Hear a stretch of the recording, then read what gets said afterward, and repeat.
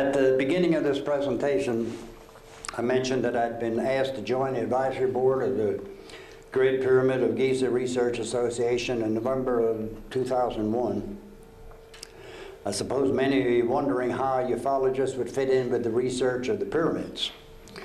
Dr. John DeSalvo is the director of the association, and he has organized some of the most prominent researchers in the world within the past few years to research the history of the pyramids and to study the effects the pyramids supposedly possess. Currently, the advisory board consists of 30 individuals from Canada, Ukraine, Italy, India, France, Malta, and the United States, comprised of scientists, physicists, Egyptologists, engineers, and now ufologists. The association has over 5,000 members. Dr. DeSalvo recently published his second book on pyramid research, which I consider one of the most detailed and informative books ever written on the subject.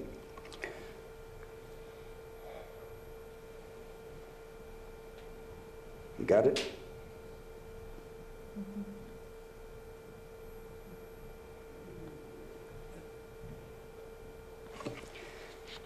Being involved with research has truly been fascinating, and in this presentation I'll share that with you. One of our board members, Stephen Mueller, has done extensive research on a civilization known as Chemitians, K-H-E-M-I-T-I-A-N, that existed well over 10,000 years ago, that he described in his book, The Land of Osiris. He and others believe it was a black, advanced, prehistoric civilization in North Africa, which today is Egypt. Could the Chemitian civilization have been involved in building the 3 pyramids of Giza? Mueller thinks the answer could be yes, and his research supports that of others that say the Great Pyramids were never intended to be a tomb for an Egyptian king, but a machine to transform, generate, and transmit energy. The theories of the Chemitian civilization by some researcher goes as far as stating that they may have been in contact with star people, because it appears they had technology and tools that were superior to anything the Egyptians or any other older civilization possessed. The use of water or sound may someday prove to have been a key factor in the building of the pyramids as a means of overcoming gravity, to handle the massive stones used to build the pyramids and the precise accuracy used to cut them. No mummy or remains of any kind have ever been found in the Great Pyramid. When first entered by the Arabs, 820 AD, the only thing discovered was an empty granite box in the king's chamber called a coffer. That empty lidless box was uninscribed and undecorated, and most certainly the chamber would have been covered with hieroglyphics and paintings and possessions had a pharaoh been placed in it, as was the custom for Egyptians when preparing their pharaohs for burial to enter the afterlife. It's the only pyramid with both ascending and descending passages. Other pyramids only have descending passages. Dead pharaohs don't need air, so why were air shafts built in the Great Pyramid?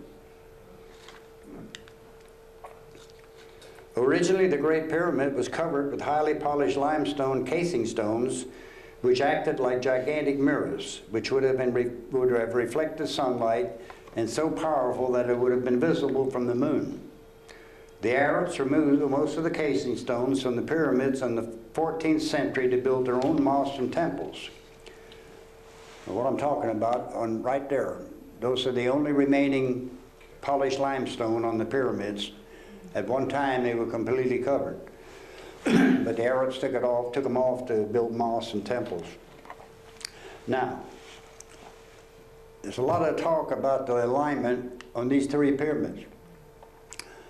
If you go out in the night sky and look at the constellation Orion, Orion's belt is aligned exactly like those pyramids. You have 2 stars lined up, a third one is a little bit off. The same thing here with the pyramids. It's been assumed by many of that the Great Pyramid was built for Khufu, a pharaoh of the 4th dynasty about 2600 BC. But historical records indicate that Khufu was not buried in the Great Pyramid. The only statue ever found of Khufu is in the Cairo Museum, and it's only 3 inches tall, being found miles away from the pyramids. It's therefore our belief that the 3 pyramids of Giza and the Sphinx are much older than we've been told by modern-day Egyptologists. Many had researched the pyramids during the past 400 or 500 years, including Napoleon Bonaparte in 1798, whose expedition was accompanied not only by his military, but also by engineers and surveyors, astronomers, artists, and archaeologists. Their work was published in many volumes from 1809 to 1822 by order of Napoleon. Napoleon himself was supposedly shaken after spending time alone in the king's chamber and refused to ever talk about it again. Some say he was given some vision of his destiny while alone in the king's chamber. Another one of our advisory board members, Joe Parr, has spent an entire night on top of the Great Pyramid in 2 separate occasions, in 1997 and 1998, conducting electrical, magnetic, and radioactive measurements. He has been able to measure an energy field or a bubble that appears to form around the pyramid. He believes that energy field appears to vary with the 11-year sunspot cycle. The top of the pyramid has a 30 by 30 foot flat area, and as a point of interest, it appears that the Great Pyramid was never finished, since the top is flat and contains no top stone or capstone. Our Ukrainian board member, Vladimir Krasnolovitz, and you don't know how happy I am when I can say that, Vladimir Krasnolovitz, utilizing large pyramids recently built by the Russian National Academy of Sciences in Ukraine, has discovered that the immune system of organisms increased upon exposure inside a pyramid. Agricultural seeds placed in the pyramid for 1 to 5 days showed a 30% increase in yield. Violent weather seems to decrease in the area of the pyramid. The potency of pharmaceuticals increased with decreasing side effects, and the pyramid decreases the strength of various viruses and bacteria. Ordinary water does not freeze even at 40 degrees below zero and retains its properties for years, while synthesized diamonds turn out harder and purer when placed in the pyramid. Since I've had an interest in the pyramids and a few other subjects for years, I felt honored when I was recommended by Jeff Renz of the radio show Sightings on the Radio and asked to join the advisory board by Dr. DeSalvo. Pyramid research may well be the most difficult I've attempted thus far. After all, it's not going to be easy for any of us to prove, much less convince the world that the Great Pyramids of Egypt may not be Egyptian. Keep in mind that tourism is big business, and they will not relinquish that easily. In my research, I'm referring only to the 3 pyramids of Giza and the Sphinx. I do believe many, if not all, the other pyramids in Egypt have been built by the Egyptians. But when they are studied, it seems obvious to me they're simply poor replicas of the original 3, based on the workmanship, the much smaller size, and the lack of technology involved. None of the pyramids anywhere in the world compare with the 3 pyramids of Giza. In recent years, there have been attempts to duplicate the construction of the pyramids, only to have failed miserably in their attempts. And they wound up being by using cranes and other modern-day equipment, still not able to duplicate what was accomplished thousands of years ago. Whoever and whenever the pyramids of Giza were built knew something that apparently we still don't know today. They were one of the original 7 wonders of the world, and are in fact the only thing that's still remaining of those 7 wonders. One of the things I discovered that I found extremely interesting, if you take all the land mass of the earth, the continents, if you put all the land together, make it one mass section of land, dead center, north, south, east, west, is where the pyramids are. I absolutely found that fascinating. If you take all the land and put it together, make it one continent, that's where the center of the pyramids are. The factual information about the pyramids of Giza to someone like myself that devoted 36 years to civil engineering is almost incomprehensible. Let me share a few of those facts with you before I talk about some of the research I've done with other advisory board members as it pertains to ufology and the Roswell incident in particular.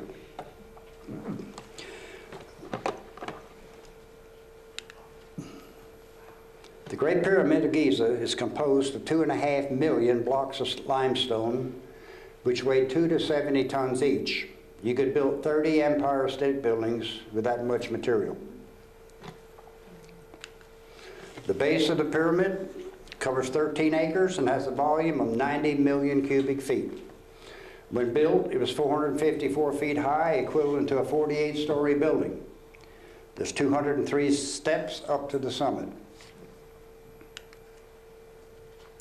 Each side slopes upward at an angle exactly 51 degrees, 51 minutes. And each side has an area of 5.5 acres, while less than a 50th of an inch separates some of the stone blocks with optical precision.